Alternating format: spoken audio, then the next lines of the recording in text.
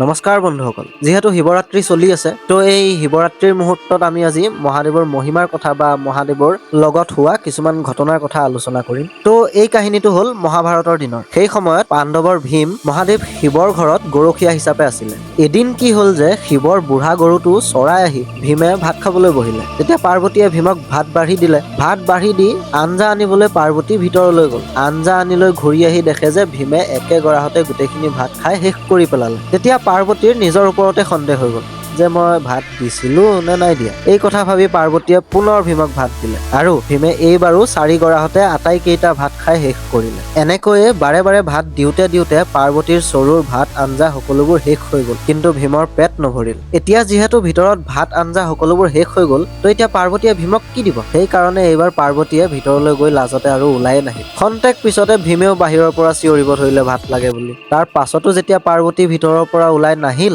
তেতিয়া ভীমে ভোকত অসন্তুষ্ট হৈ যি টি ক'ব ধৰিলে। ভীমে চিঞৰি চিঞৰি ক'ব ধৰিলে যে শিৱৰ ঘৰত পেট পুৰাই খাবলৈ পোৱাটো কেতিয়াও সম্ভৱেই নহয়, কাৰণ মহাদেৱ ভাঙুৱা, ঘৰত কেৱল ভাঙৰহে বেহা, ভাঙকেই তেওঁ পঞ্চামিত্ৰ বুলি ভাবে। ঘোঁৰাৰ সলনি বুঢ়া গৰু এটাৰ পিঠিত উঠি মানুহৰ ঘৰে ঘৰে মাগি যি পায় তাকে খায়। এনে ঘৰত মই গৰখীয়া হৈ থাকিব নোৱাৰো। এই বুলি ভীমে বহুত কিবা কিবি ক'লে। এই সকলোবোৰ কথা পাৰ্বতীয়ে ভিতৰৰ পৰা শুনি বহুত লাজ পালে। ভীমৰ কথাত লজ্জিত হৈ পাৰ্বতীয়ে শিৱক খেতি কৰিবলৈ অনুৰোধ কৰিলে। এতিয়া খেতি কৰিবলৈতো বহুত সঁজুলি লাগিব, তো এইবোৰ ক'ত পাব এতিয়া? তো পাৰ্বতীয়ে মহাদেৱক উপায় দিলে যে আপুনি কুবেৰৰ পৰা কঠীয়া লৈ আহক, বাসৱৰ পৰা মাটি অলপ লৈ লওক, বলুভদ্ৰৰ পৰা নাঙল আৰু যমৰ পৰা মহটো আনি লওক, লগত নিজৰ গৰুটোক জোৰা বান্ধি কৃষি কৰ্ম আৰম্ভ কৰক আৰু নাঙলৰ বাবে আপোনাৰ ত্ৰিশূলডালক ফাল বনাই লওক। পাৰ্বতীৰ এই কথামতেই শিৱই 16,000 বিঘা মাটিত খেতি কৰিবলৈ আৰম্ভ কৰিলে। এনেদৰেই কিছুদিন পাৰ হ'ল। শিৱই কিন্তু পাৰ্বতীক খেতি চাবলৈ যাবলৈ মানা কৰি থৈছিলে, কিন্তু পাৰ্বতীৰ হলে খেতি চাবলৈ বিৰাট মন। সেয়েহে এদিন তেওঁ শিৱক নোকোৱাকৈ মনে মনে খেতি চাবলৈ গ'ল।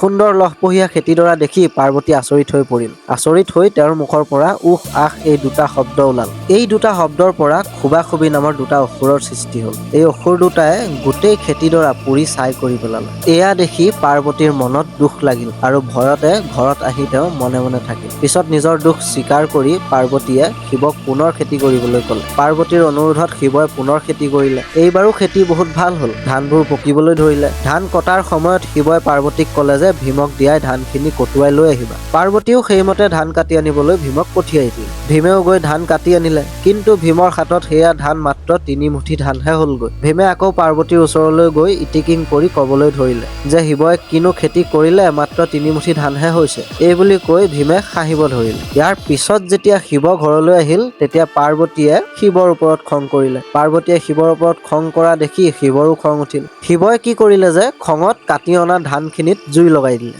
এই জুই একেৰাহে 7 দিন জ্বলি থাকিল। 7 দিনৰ মূৰত পাৰ্বতীৰ কথাত শিৱই তেওঁৰ কমণ্ডলৰ পানীৰে সেই জুই নুমুৱালে। ফলত আধাখিনি ধান জুইত পুৰি সিজি গ'ল আৰু বাকী আধাখিনি যেনিবাই জুই নালাগিলে আৰু বাচি গ'ল সেই বাকী আধাখিনি। আৰু এনেকৈ সৃষ্টি হ'ল দুবিধ ধানৰ, আহু ধান আৰু শালি ধান। অৰ্থাৎ যিখিনি ধান জুইত পুৰি সিজি গৈছিল সেইখিনিয়ে আহু ধান বুলি কোৱা হয় আজিৰ দিনত, আৰু যিখিনি পুৰা নাছিল তাক কোৱা হয় শালি ধান। ফাৰ্ষ্ট ইয়াৰৰ এডভান্স আছামিছৰ কিতাপখনতো আপুনি এইখিনি কথা পঢ়িবলৈ পাই যাব। মোক কোনোবাই পঢ়াইছিল, তো মই আজি আপোনালোকৰ লগত শ্বেয়াৰ কৰিলোঁ।